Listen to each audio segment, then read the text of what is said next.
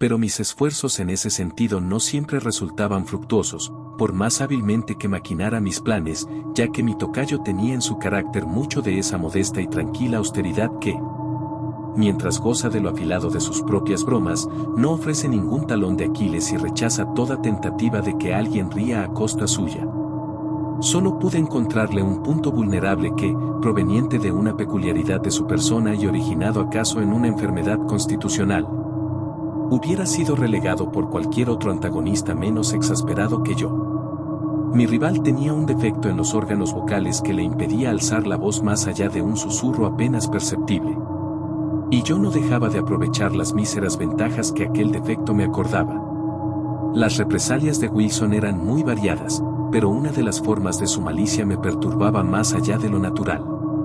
Jamás podré saber cómo su sagacidad llegó a descubrir que una cosa tan insignificante me ofendía. El hecho es que, una vez descubierta, no dejo de insistir en ella. Siempre había yo experimentado aversión hacia mi poco elegante apellido y mi nombre tan común, que era casi plebeyo. Aquellos nombres eran veneno en mi oído, y cuando, el día de mi llegada, un segundo William Wilson ingresó en la academia, lo detesté por llevar ese nombre.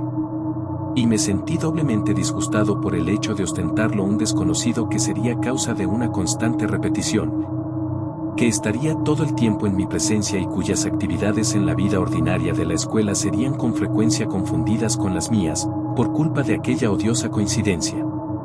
Este sentimiento de ultraje así engendrado se fue acentuando con cada circunstancia que revelaba una semejanza, moral o física, entre mi rival y yo.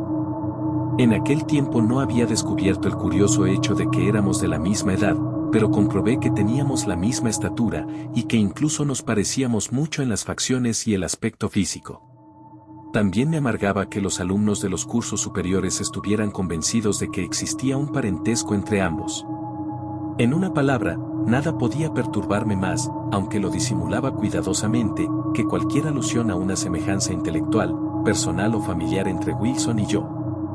Por cierto, nada me permitía suponer, salvo en lo referente a un parentesco, que estas similaridades fueran comentadas o tan solo observadas por nuestros condiscípulos.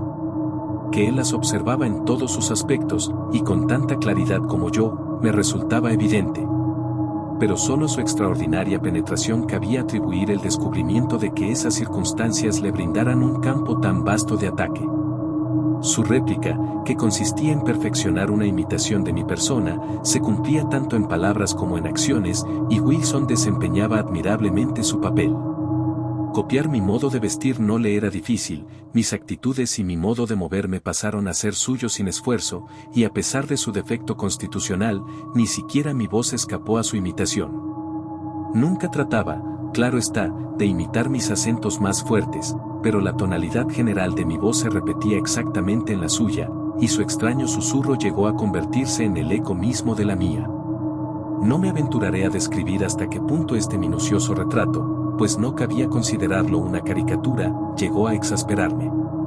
Me quedaba el consuelo de ser el único que reparaba en esa imitación y no tener que soportar más que las sonrisas de complicidad y de misterioso sarcasmo de mi tocayo. Satisfecho de haber provocado en mí el penoso efecto que buscaba, parecía divertirse en secreto del aguijón que me había clavado, desdeñando sistemáticamente el aplauso general que sus astutas maniobras hubieran obtenido fácilmente. Durante muchos meses constituyó un enigma indescifrable para mí el que mis compañeros no advirtieran sus intenciones, comprobaran su cumplimiento y participaran de su mofa. Quizá la gradación de su copia no la hizo tan perceptible, o quizá debía mi seguridad a la maestría de aquel copista que, desdeñando lo literal, que es todo lo que los pobres de entendimiento ven en una pintura, solo ofrecía el espíritu del original para que yo pudiera contemplarlo y atormentarme. He aludido más de una vez al desagradable aire protector que asumía Wilson conmigo, y de sus frecuentes interferencias en los caminos de mi voluntad. Esta interferencia solía adoptar la desagradable forma de un consejo, antes insinuado que ofrecido abiertamente. Yo lo recibía con una repugnancia que los años fueron acentuando. Y, sin embargo, en este día ya tan lejano de aquellos, séame dado declarar con toda justicia que no recuerdo ocasión alguna en que las sugestiones de mi rival me incitaran a los errores tan frecuentes en esa edad inexperta e inmadura, por lo menos su sentido moral.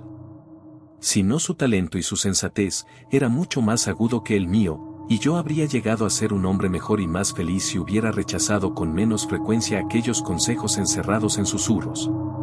Y que en aquel entonces odiaba. Y despreciaba amargamente. Así las cosas, acabé por impacientarme al máximo frente a esa desagradable vigilancia, y lo que consideraba intolerable arrogancia de su parte me fue ofendiendo más y más. He dicho ya que en los primeros años de nuestra vinculación de condiscípulos mis sentimientos hacia Wilson podrían haber derivado fácilmente a la amistad, pero en los últimos meses de mi residencia en la academia, si bien la impertinencia de su comportamiento había disminuido mucho, mis sentimientos se inclinaron, en proporción análoga, al más profundo odio. En cierta ocasión creo que Wilson lo advirtió, y desde entonces me evitó o fingió evitarme. En esa misma época, si recuerdo bien, tuvimos un violento altercado, durante el cual Wilson perdió la calma en mayor medida que otras veces, actuando y hablando con una franqueza bastante insólita en su carácter. Descubrí en ese momento, o me pareció descubrir, en su acento, en su aire y en su apariencia general algo que empezó por sorprenderme, para llegar a interesarme luego profundamente. Ya que traía a mi recuerdo borrosas visiones de la primera infancia, vehementes, confusos y tumultuosos recuerdos de un tiempo en el que la memoria aún no había nacido. Solo puedo describir la sensación que me oprimía diciendo que me costó rechazar la certidumbre de que había estado vinculado con aquel ser en una época muy lejana, en un momento de un pasado infinitamente remoto. La ilusión, sin embargo, desvanecióse con la misma rapidez con que había surgido, y si la menciono es para precisar el día en que hablé por última vez en el colegio con mi extraño tocayo. La enorme y vieja casa, con sus incontables subdivisiones, tenía varias grandes habitaciones contiguas, donde dormía la mayor parte de los estudiantes. Como era natural en un edificio tan torpemente concebido, había además cantidad de recintos menores que constituían las obras de la estructura y que el ingenio económico del Dr. Bransby había habilitado como dormitorios. Aunque dado su tamaño solo podían contener a un ocupante. Wilson poseía uno de esos pequeños cuartos. Una noche, hacia el final de mi 5º año de estudios en la escuela, e inmediatamente después del altercado a que he aludido, me levanté cuando todos se hubieron dormido y, tomando una lámpara, me aventuré por infinitos pasadizos angostos en dirección al dormitorio de mi rival.